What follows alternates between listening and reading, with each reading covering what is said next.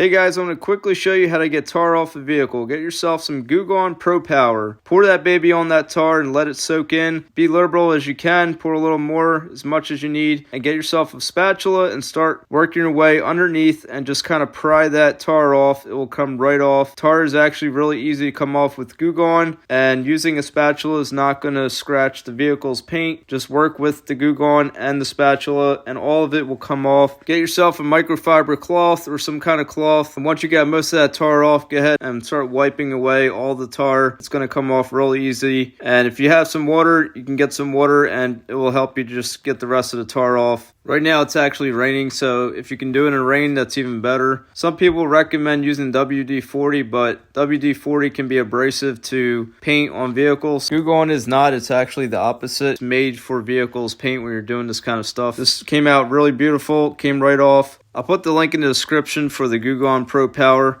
Like, subscribe, and comment, and I'll see you in the next one. Peace!